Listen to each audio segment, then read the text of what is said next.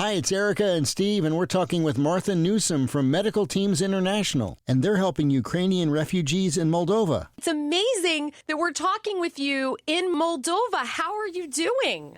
Oh, I'm doing great. Thank you so much for having me on your program. We're a little new to your organization. What do you all do? Well, medical teams, we provide medical care to people in crisis. So we respond to disasters, either natural disasters like a hurricane or a typhoon, or man-made disasters where it's a conflict and there's refugees and displaced people. So really working with many refugee populations around the world, and also have a U.S.-based program where we reach out to our neighbors in Washington State and in Oregon who are vulnerable and have been really responding to COVID, and also have a mobile dental program as well. Wow. So you're looking for people who are medical professionals to go and join you? You know, we have had in this particular crisis, these European countries, they have quite a capable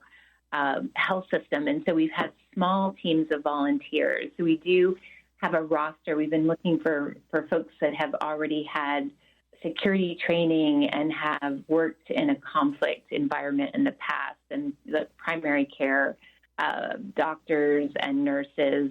But then we also work with local partners. So we've been working with Emmanuel Christian Hospital here in the ground, a Baptist center that has been using their camp facilities to house refugees here in Moldova. So it's a combination of working with volunteers, our own volunteers, but then working with these local partners here in Moldova who've been doing just an amazing job. Martha, what are you seeing on the ground right now? I mean, I'm sure that your heart has felt just about every emotion by now. You know, yesterday we spent a lot of time at these refugee transit centers, and it was just heartbreaking to see most of the folks that are coming are women and children. So 89% of the arrivals in Moldova are women and children, and they are just in a state of shock. They've really been traumatized, had to, in some cases, leave the husband, the father, to fight the war and leave him behind. And I think they're just still in a state of shock as well.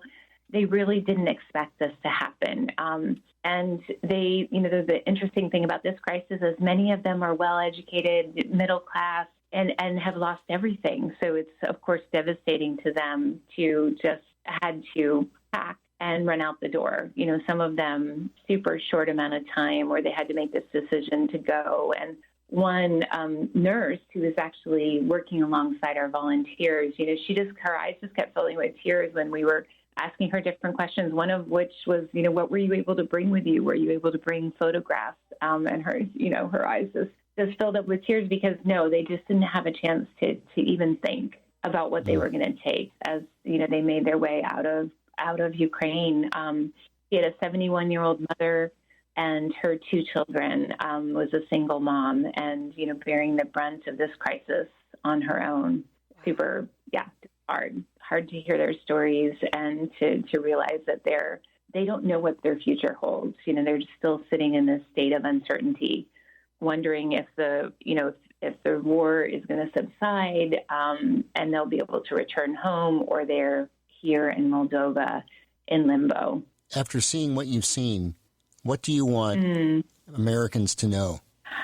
I think, we asked them that question. It's such a good question, and they just want us to know that we're just like them, that they are families, moms and dads with kids, and who've lost everything, and are just, want us to come alongside them and to pray for them, to care for them, to stand in solidarity with them. And yes, as medical teams, we're also looking after their medical needs, but I think they want our care, to know that we're with them and that Americans, are standing with them in this time of crisis. You mentioned medical needs. What are you seeing? What's the most common problem? It's not that different, again, because it's Europe, so they're dealing with a lot of the same sort of medical problems that we would face in the U.S.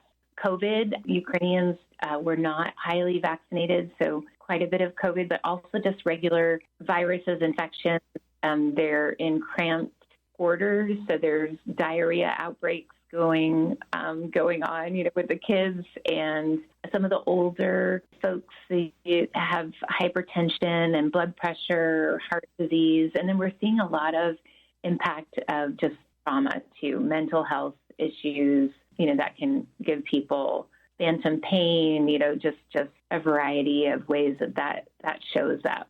Or just needing to come talk to our clinicians. Maybe they talked to them yesterday and they need to talk to them again, right? And they want to tell their story and have somebody who has a caring, listening ear to hear what's happened to them. You have a different perspective than most of us will ever have, Martha, because you're there in Moldova. How do you pray for the Ukrainians? A couple things. One, I'm just praying for peace. This just seems to be, it's just such a senseless conflict, and you just realize that none of this had to happen, right? So that's right. Number one. Number two, just for each individual family, that partners like medical teams and others will be able to help them get in touch with relatives, make a plan. One man who was a chef, he made meals for weddings. He had already got his name on a list to get a green card for the U.S. And so when we asked him what we could pray for him about, he's like, pray that I get that green card, that I can bring my family to the States. So just praying for them that they would all find safety, that they would find a place to be, hopefully on a temporary basis, and that they'd be able to get home.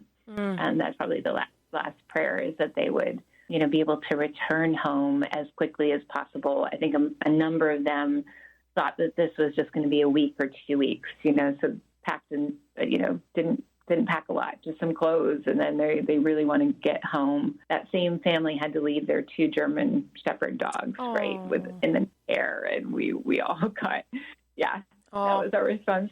Wow. Just watching Ace talk about he doesn't know what's going to happen to his dogs, and that was heavy on his heart too. Well, we are so glad you're there. Martha Newsome from Medical Teams International, thank you for catching the spirit in Moldova. Oh, thank you for having us. We really appreciate your support and your prayers. And folks can find out more about us on our website, medicalteams.org. And so appreciate your tuning in for me to share what's happening here. God bless you, dear, and keep you safe.